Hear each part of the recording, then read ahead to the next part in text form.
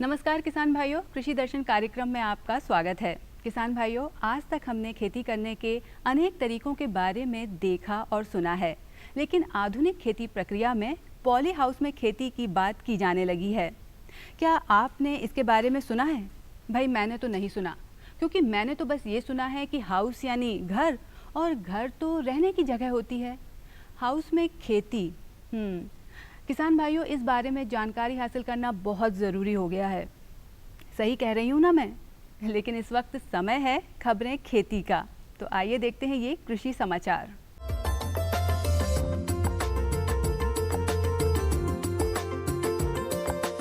नमस्कार किसान भाइयों, खबरें खेती में आपका स्वागत है। आइए एक नज़र डालते हैं कृषि की खास खबरों पर।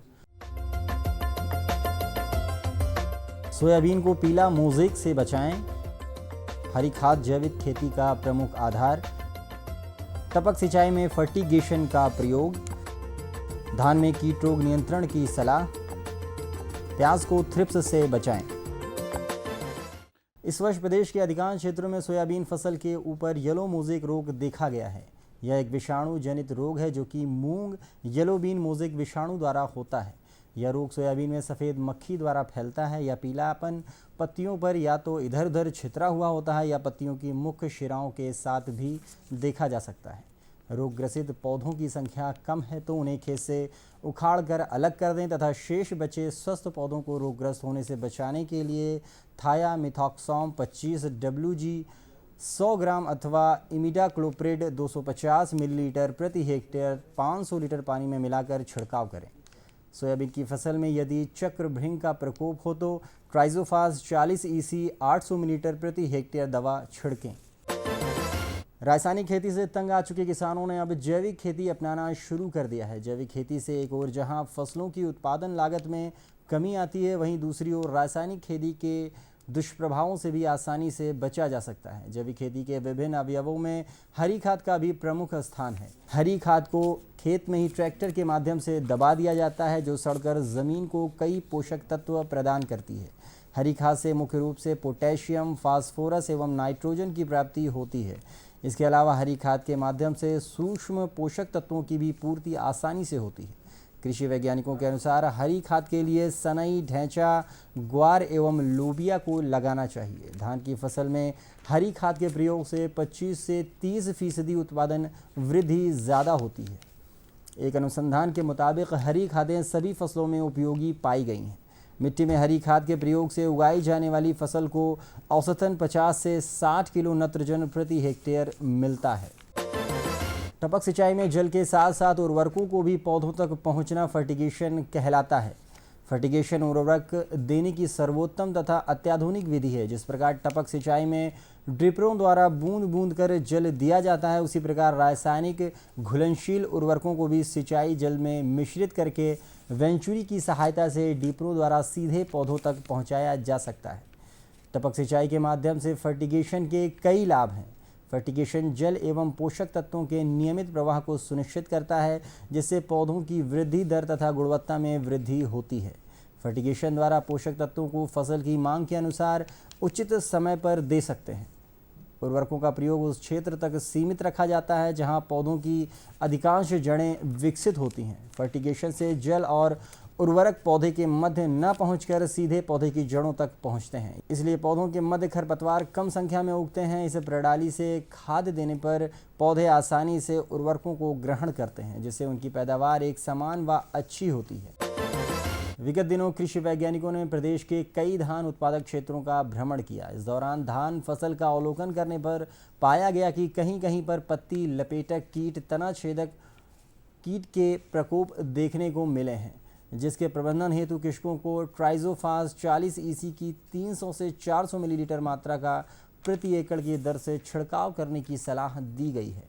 कुछ स्थानों पर शीघ्र झुलसा व पत्ती धब्बा रोग के लक्षण दिखाई दिए, जिसके प्रबंधन हेतु कृषकों को कार्बेंडाजिम 12% व मैंकोजेब 63% WP की 300 से 400 ग्राम मात्रा या प्रोपेकोनाजोल 25% EC की 200 मिलीलीटर मात्रा का प्रति एकड़ की दर से छिड़काव करने की सलाह दी गई है। थ्रिप्स प्याज की फसल को नुकसान पहुंचाने वाला सबसे अधिक हानिकारक कीट है। यह कीट छोटा सा पीले रंग का होता है जो पत्तियों का रस चूसकर उनमें छोटे छोटे सफ़ेद धब्बे बना देता है। पत्तियों के शीश पीले होकर मुरझाने लगते हैं और पौधा सूख जाता है। फलस्वरूप कंद छोटे रह जाते हैं तथा उपज में गिरावट आ जाती है। यह कीट फूल आने के समय अधिक नुकसान पहुंचाता है। इसके नियंत्रण के लिए फिप्रोनिल 0.1% या प्रोपेनोफॉस 0.2% का 600 से 700 लीटर पानी में घोल बनाकर 15 दिन के अंतराल पर 3 से 4 छिड़काव करें। किसान भाइयों, खबरें खेती में बस इतना ही। अब आप देखिए मंडी भाव और मुझे दीजिए इजाज़त। नमस्कार।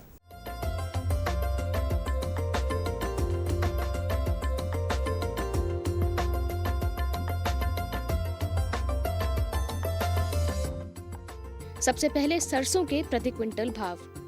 गंजबा सौदा में न्यूनतम 3,615 रुपए और अधिकतम 3,785 रुपए। जबलपुर में न्यूनतम 3,411 रुपए और अधिकतम 3,600 रुपए। सतना में न्यूनतम 3,700 रुपए और अधिकतम 4,101 रुपए और शाहपुरा में न्यूनतम 3,800 रुपए और अधिकतम भी 3,800 रुपए रहा। इसके बाद जानते हैं सोयाबीन के प्रति क्विंटल भाव। ताल मंडी में न्यूनतम 3,096 रुपए और अधिकतम 3,175 रुपए। नीमच में न्यूनतम 2,700 रुपए और अधिकतम 3,299 रुपए। मंदसौर में न्यूनतम 2,801 रुपए और अधिकतम 3,304 रुपए और खरगोन में न्यूनतम 2,600 रुपए और अधिकतम 3,099 रुपए रहा। अंत में जानते हैं मटर के प्रति क्विंटल भाव। बड़नगर में न्यूनतम 3,000 रुपए और अधिकतम 4,000 रुपए। गोरखपुर में न्यूनतम 2,500 रुपए और अधिकतम 2,700 रुपए। जबलपुर में न्यूनतम 3,600 रुपए और अधिकतम 4,600 रुपए और सिंगरौली में न्यूनतम 1,800 रुपए और अधिकतम 2,200 रुपए रहा।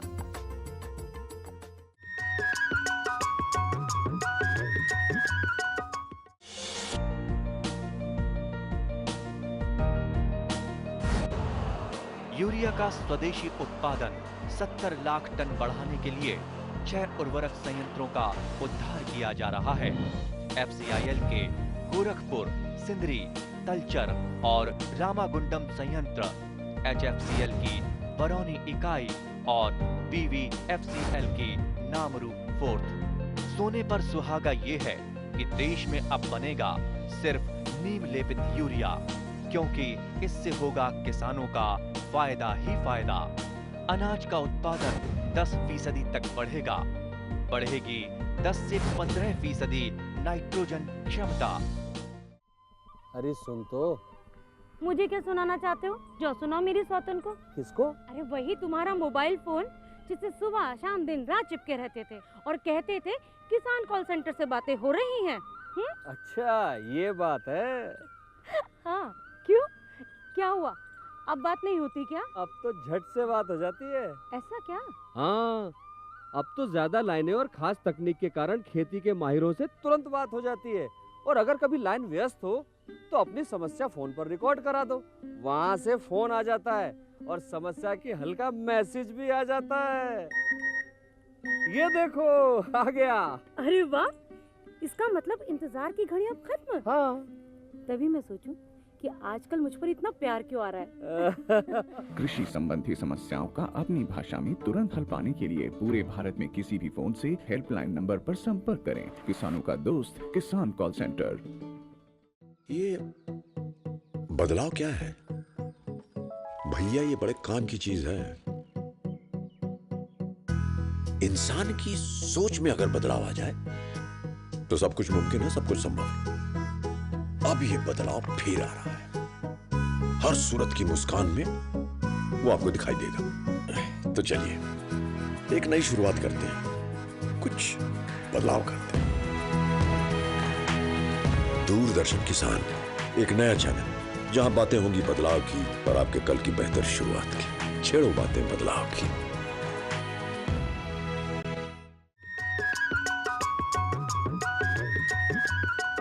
तो किसान भाइयों, आइए चलते हैं और जानते हैं कि पॉली हाउस में किस तरह से खेती की जाती है। और इस विषय पर और जानकारी दे रहे हैं हमारे विशेषज्ञ डॉक्टर KVR राव जी।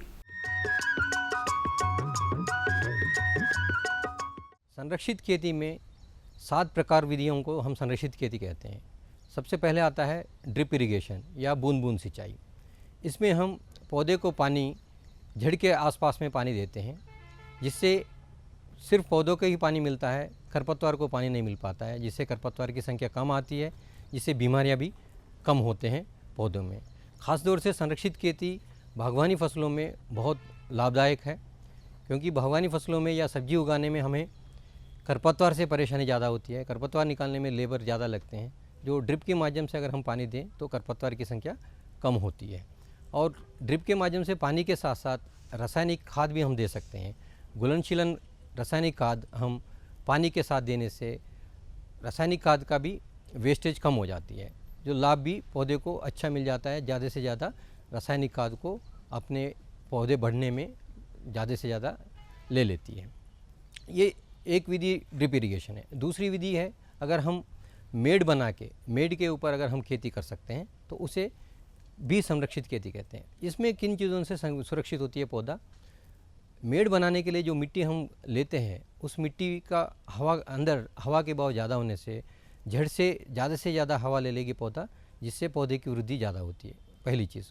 दूसरी चीज़ है, जो मेड बना के हम पौधे लगाते हैं, जब अधिक पानी होते, जैसे इस साल जो अधिक पानी हुई है, जिन किसान भाई मेड पे सोयाबीन भी लगाए हो या सब्जी भी लगाए हो, उनका फसल ज़्यादा ख़राब नहीं हुई है।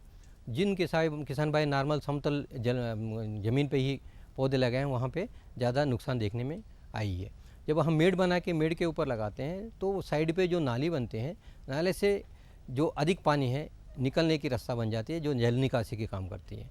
अगर हमें ज़्यादा पानी नहीं गिरता है, अगर पौधे को पानी देने की ज़रूरत पड़ती है, तो नाले में अगर पानी दे दें तो मेड के ऊपर जो पौधे लगी हुई है, अपने जड़ों से उस पानी, जो नाले में पानी जो दिए हैं सिंचाई के लिए, वो पानी लेकर के अपना वृद्धि होगी, पौधे की वृद्धि होगी। तो तीसरी प्रकार की जो विधि संरक्षित खेती कहने लायक जो चीज़ है वो ट्रेलिसिंग है। ट्रेलिसिंग का मतलब है आपको पौधे को सहारा देना है। जो खास तौर से सब्जी की खेती, जैसे टमाटर की खेती करते हैं या खीरे की खेती करते हैं, जो आपकी लंबी हाइट के ओर, आसमान की ओर हम अगर पौधे को ले जाते हैं, जो जिसके ऊपर फल लगते हैं, वो फल ज़मीन पे जैसे टकराते नहीं हैं, तो उसका गुणवत्ता सही रहता है, जिससे आपको लाभ ज़्यादा मिलने की संभावना मार्केट में ज़्यादा होती है, जब जिस फल की गुणवत्ता सही रहती है।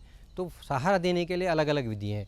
रस्सी से भी हम बांध के ऊपर की ओर ले जाते हैं, और पहले ऊपर की ओर पे करीब 3-4 फीट की हाइट पे आड़े में एक तार लगाना पड़ेगा, GI वायर लगाना पड़ेगा। उसको पौधे को सहारा देने के लिए एक HDPE रोप से उसको बांध ले, तब आपका पौधा अच्छी वृद्धि होने में संभावना ज़्यादा होती है और गुणवत्ता वाली फल देने में संभावना होती है। उसके बाद बात आती है संरक्षित खेती में इंसेक्ट प्रूफ नेट हाउस या नेट हाउसेस। इसमें क्या है, जब हम नर्सरी तैयार करते हैं या बाजी वाली सब्जी उगाते हैं, जिसको कीड़ों से ज़्यादा परेशानी होती है, तो छोटे छोटे टनल टाइप का बना के, छोटे छोटे टनल सरिया से एक टनल टाइप का शेप दे करके आप उसके अंदर अपनी नर्सरी या रोपा तैयार कर सकते हैं, या आप बाजी वाली सब्जी इसके अंदर उगा सकते हैं, जिससे कीड़े मकोड़े इसके अंदर नहीं जाएगी, तो आपकी अच्छी गुणवत्ता वाली नर्सरी या रोपा मिलेगी। इसके साथ साथ आपको अगर बाजी वाला सब्जी लेते हैं, इसके अंदर आप कोई भी रासायनिक दवा छिड़कवाने की ज़रूरत नहीं पड़ती, क्योंकि इसके अंदर कीड़े जाने की संभावना ना की बराबर होती है।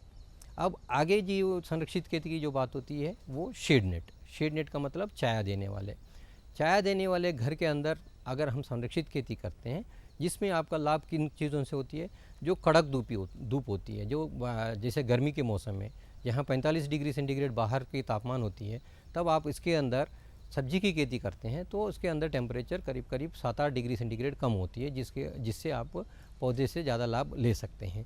तो यहाँ पे खड़ी धूप से पौधे को बचाने के साथ साथ जब दिसंबर-जनवरी महीने में जब पाले पड़ने की संभावना या ओले गिरने की संभावना होती है, उससे भी थोड़ा बहुत बचत आपका शेड नेट के माध्यम से या छाया देने वाली नेट हाउस के अंदर आप संरक्षित खेती कर सकते हैं। कभी कभी छोटे कीड़ों को तो ये शेड नेट के अंदर रोकना मुश्किल है, मगर बड़े बड़े कीड़े जो होंगे वो भी अंदर नहीं घुस पाएंगे, और तेज़ हवा या ठंडी हवा से भी पौधे को अच्छी बचत होती है, जिससे अच्छी उत्पादन शेड नेट हाउस के अंदर ले सकते हैं। और आखिरी जो विधि होती है पॉली हाउस या ग्रीन हाउस, ये सबसे बहुत अच्छी विधि है, मगर ये तो सबसे ज़्यादा कॉस्टली विधि है, ज़्यादा पैसा लागत ज़्यादा होती है इनिशियल में। बट इसमें क्या है, बेमौसम में हम कोई भी मौसम हो, जब बारिश हो, गर्मी हो या जाड़े हो, उसमें भी हम इसके अंदर खेती कर सकते हैं। यहाँ पे आपको ना कीड़ों से परेशान होती है इसके अंदर, ना अधिक पानी से परेशान होती है, ना अधिक तेज़ धूप से परेशानी होती है, या गर्म हवा या ठंडी हवा से परेशानी नहीं होती है इसके अंदर, या पाले से। इसके अंदर आप सब्जी की खेती करना चाहते हैं तो अपने जो मध्य प्रदेश की खाली मिट्टी के अंदर ही हम कर सकते हैं। और ये सब्जी की खेती मौसम में ना करें, बेमौसम में करेंगे। मौसम का मतलब अगर आप सब्जी की खेती नॉर्मल खुले खेत में जो करते हैं नवंबर से लेकर के मार्च या अप्रैल के बीच में, इसके अंदर इसके हट के आप अप्रैल से लेकर के हम अगर चालू कर दें तो आपको जून जुलाई अगस्त महीने में हर साल जो सब्जी की रेट जो अच्छा मिलता है मार्केट में, उसका लाभ अच्छे से आप ले पाएंगे। और हर जो संरक्षित खेती की जो मैंने बात किया था आपको, हर संरक्षित खेती पे सरकार की ओर से, राज्य सरकार की ओर से आपको अनुदान मिलता है। अनुदान राशि है करीब 50%, जो लागत जो आती है उसका 50%।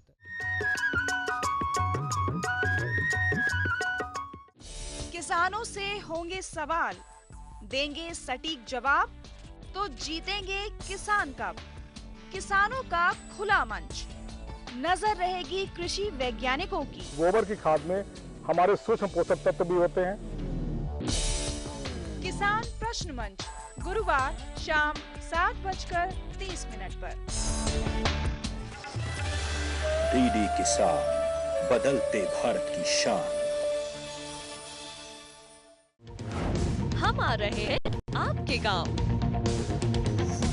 सामान्य ज्ञान के पूछेंगे सवाल। भारत दूध उत्पादन में विश्व में किस नंबर पर आता है?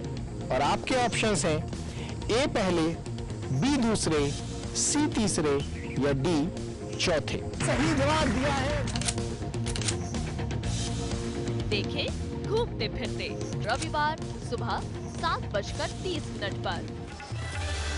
डीडी किसान, बदलते भारत की शान। हर गांव को शिक्षा, हर हाथ को रोजगार, सुविधाएं बुनियादी हो या हो तकनीकों की भरमार, सांसदों की देखभाल से अब बनेगा स्मार्ट गांव। डीडी किसान, बदलते भारत की शान।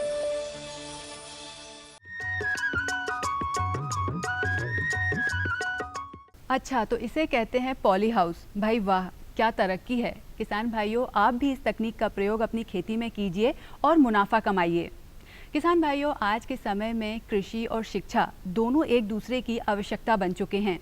आज कृषि शिक्षा देने के लिए अनेक कृषि विश्वविद्यालयों की स्थापना भी हो चुकी है। अब कृषि शिक्षा को दूरस्थ शिक्षा प्रणाली से जोड़ने के प्रयास भी शुरू हो चुके हैं। इसके क्या क्या लाभ होंगे, ये जानते हैं हमारे विशेषज्ञ डॉक्टर SK यादव जी से। दूरस्थ विश्वविद्यालय इंदिरा गांधी राष्ट्रीय मुक्त विश्वविद्यालय जो दिल्ली में उपस्थित है, इसके द्वारा दूरस्थ शिक्षा के द्वारा कई पाठ्यक्रमों में, कई स्पेशलाइजेशंस में पाठ्यक्रम चलाए जा रहे हैं, जिसमें कृषि एक महत्वपूर्ण विभाग है। और इस कृषि विभाग में, कृषि विभाग जिसको हम स्कूल ऑफ एग्रीकल्चर या कृषि विद्यापीठ कहते हैं, उसके द्वारा जो पाठ्यक्रम चलाए जा रहे हैं, उसमें यदि आप देखेंगे तो हमारे पास प्रमाण पत्र, जिसको हम सर्टिफिकेट कोर्सेज कहते हैं, डिप्लोमा लेवल के कोर्सेज, पोस्ट ग्रेजुएट डिप्लोमा तथा PhD के लेवल के भी पाठ्यक्रम चलाए जा रहे हैं। अगर आप देखेंगे मुख्य रूप से जो सर्टिफिकेट प्रोग्राम्स हैं, जिनकी अवधि मिनिमम 6 महीने तथा मैक्सिमम 2 साल। इसका मतलब यदि आप किसी भी पाठ्यक्रम में जो सर्टिफिकेट लेवल का है, यदि आप दाखिला लेते हैं तो आप इसको कम से कम 6 महीने में और ज़्यादा से ज़्यादा 2 साल तक में पूरा कर सकते हैं। आपका रजिस्ट्रेशन 2 साल तक वैलिड होता है। मुख्य रूप से हमारे पास 5 पाठ्यक्रम हैं जो सर्टिफिकेट पर, जिसको कहते हैं प्रमाण पत्र के रूप में चलाए जा रहे हैं, जिसमें एक जैविक खेती का पाठ्यक्रम है जो एपिडा द्वारा विकसित किया गया है, एपिडा के सहायता से विकसित किया गया है, उसके फंड के सहायता से किया गया है। तथा अन्य पाठ्यक्रम जो हमारे रेशम कीट उत्पादन में है, पोल्ट्री प्रोडक्शन में है, soil and water harvesting and conservation में है, तथा मधुमक्खी पालन में है।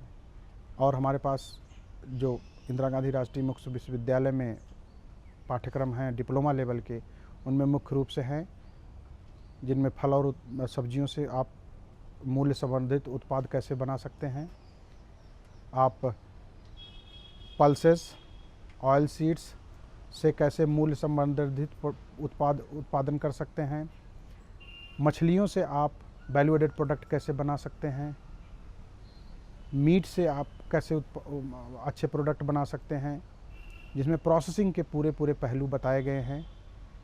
तथा साथ ही साथ हमारे पास वाटर सेट जो कि एक महत्वपूर्ण कृषि विकास का अंग है, उसमें भी हमारे पास ministry of rural development government of India के सहायता से एक diploma in watershed management programme चलाया जा रहा है।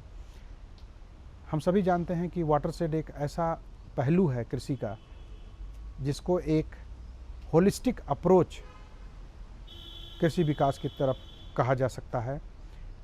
इसमें एक एरिया को ईयर मार्क करके उसको वाटर शेड के रूप में डिक्लेयर किया जाता है और उसमें सारी कृषि क्रियाएं, सारी अभियंत्रिकी क्रियाएं और सारे तरीके के विकासपूर्ण कार्य उसमें किए जाते हैं जो लोकेशन स्पेसिफिक होते हैं।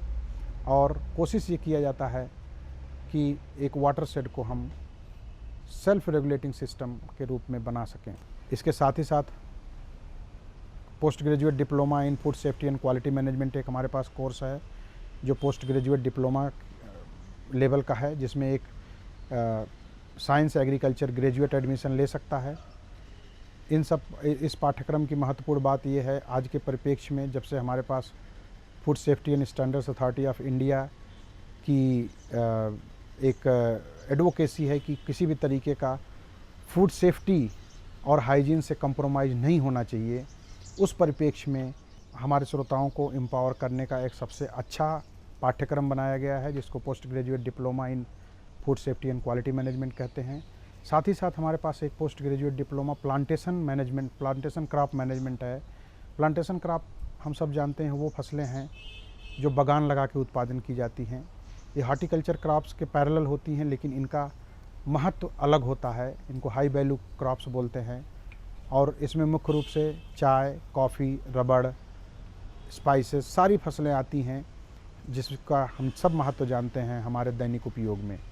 तो हमारे पास एक पोस्ट ग्रेजुएट डिप्लोमा है प्लांटेशन मैनेजमेंट में, जिसमें किसी भी तरीके की प्लांटेशन से रिलेटेड इन्फॉर्मेशन उपलब्ध है और काफ़ी अच्छा इंटरप्राइजिंग प्रोग्राम है जिसमें लोग एक रोज़गार का निर्धारण कर सकते हैं, एक रोज़गार को बना सकते हैं। एक और पाठ्यक्रम है जिसको कहते हैं post graduate certificate in agriculture policy. आज हम सब जानते हैं कि भारत एक कृषि प्रधान देश है। भारत सरकार द्वारा, राज्य सरकारें द्वारा समय समय पर कृषि के विकास के लिए अनेक परियोजनाएं, योजनाएं निकाली जाती हैं जिससे लोग लाभान्वित होते हैं। इन योजनाओं, परियोजनाओं को समझने के लिए कभी कभी ऐसे पाठ्यक्रमों की ज़रूरत पड़ती है जिसको पढ़ने के बाद इंसान या किसान इन योजनाओं से लाभ लेने के लिए प्रेरित होता है और लाभ लेने के लिए सक्षम होता है। ये बहुत ही महत्वपूर्ण पाठ्यक्रम है और ये उन लोगों के लिए भी काफ़ी अच्छा रहता है जो पॉलिसी मेकिंग या जो नीति निर्धारण के डोमेन में हैं या नीति निर्धारण के लिए काम कर रहे हैं, जो हाई लेवल के ऑफिसर्स होते हैं, वो इस पाठ्यक्रम को अपना सकते हैं। इसके साथ ही साथ हमारे पास पीएचडी एग्रीकल्चर एक्सटेंशन में है और डेयरी साइंस एंड टेक्नोलॉजी में है। राष्ट्रीय इंदिरा गांधी राष्ट्रीय मुक्त विश्वविद्यालय का एक केंद्र, क्षेत्रीय केंद्र भोपाल में भी उपलब्ध है। आप वेबसाइट से देखेंगे, इसका एड्रेस और इसका फ़ोन नंबर आपको प्राप्त हो जाएगा। शहर से आया है ना तिवारी सेठ, वो जबरदस्ती हम किसानों की जमीन हड़पना चाहता है। रुपया चाहे ईमानदारी से कमाया जाए या बेईमानी से रुपया रुपया होता है। ऐसा रुपया कभी रास नहीं आता बड़े भैया। आप कौन? तेरे पति का बाप बोल रहा हूँ, समझा दे उसे। अगर वो अपनी जिद पर अड़ा रहा ना तो इसका अंजाम बहुत बुरा होगा। धरती की गोद में डीडी किसान, बदलते भारत की शान।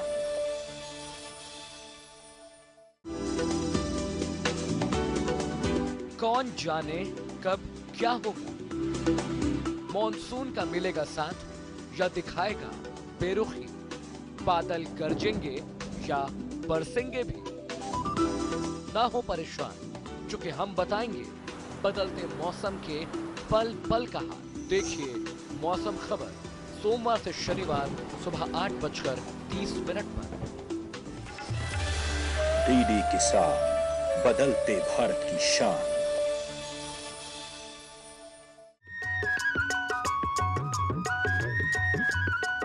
तो किसान भाइयों, ये था हमारा आज का कृषि दर्शन कार्यक्रम, जो कि हम उम्मीद करते हैं कि आपको ज़रूर पसंद आया होगा और इसके दोनों ही सेगमेंट आपके लिए बहुत ही महत्वपूर्ण साबित होंगे। यदि इस कार्यक्रम को लेकर आपके कुछ सुझाव हैं तो आप हम तक पत्रों के माध्यम से पहुंचा सकते हैं। पत्र व्यवहार के लिए हमारा पता नोट कीजिए। कार्यक्रम कृषि दर्शन, द्वारा निदेशक, कमरा number 4, Doordarshan Kendra, Shyamla hills, Bhopal, pin code 462013। तो किसान भाइयों, इसी के साथ मुझे दीजिए अनुमति। नमस्कार।